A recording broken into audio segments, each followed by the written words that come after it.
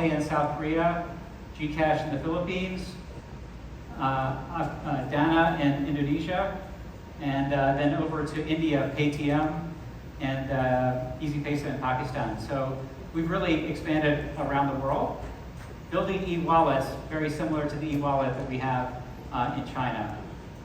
And I'm excited to be here today because the next mission for us is to bring that here to Brazil, working together with our partners at DOTS.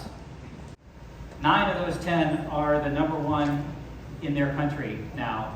And we started this journey 5 or 6 years ago with many of them. And they were small little companies that just had some consumer connectivity, but no real knowledge about wallets and ecosystems and how they evolve. And through working together with our local partners, we've been building them into leading positions.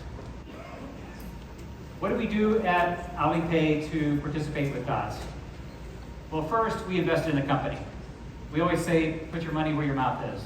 So we put our money up front with DOTS, and we invested in DOTS similar to what we've done with other companies around the world, so that we share in the success of growing the business.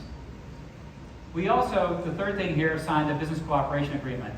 So we agreed to provide them with the knowledge that we have and specific capabilities. What's the right user journey going from a loyalty user to building the e-wallet? What use cases should you bring in? What's the journey within the wallet to allow different services?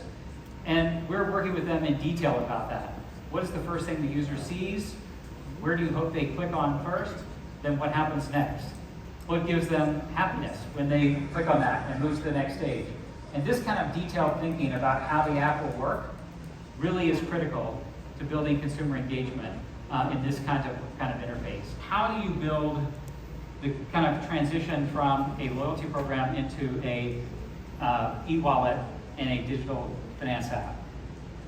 One of the first things you do, you have to have a platform. That we have. DOTS has a good platform to do it. Many of our partners have that. Then the first question they say is, okay, how do I get the users? Where am I going to do this? And across Asia, we've had to put lots of money into getting new users. We give them a promotion to come, we do different things. DOTS has the great position of already 50+ million users.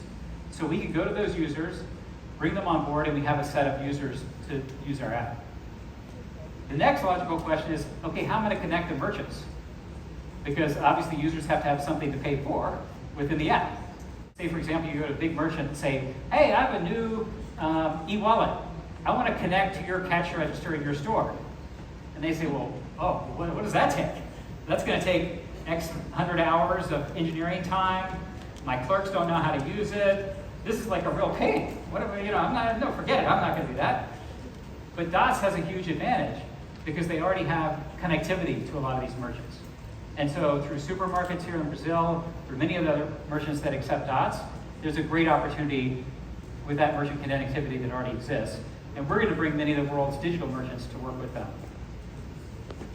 You got the users, you got the merchants, but you got to get people to transact. They got to put cash in, and they got to get ready to use it. DOTS had the innovative idea of, let's enable people to convert their DOTS into reais. That conversion enables them to immediately have cash in the wallet. And then that cash can be used for payment.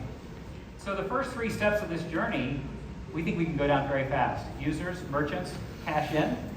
And then the next 2 steps are to build the payment use cases, to build the different scenarios that people can pay for, both digital online as well as retail stores.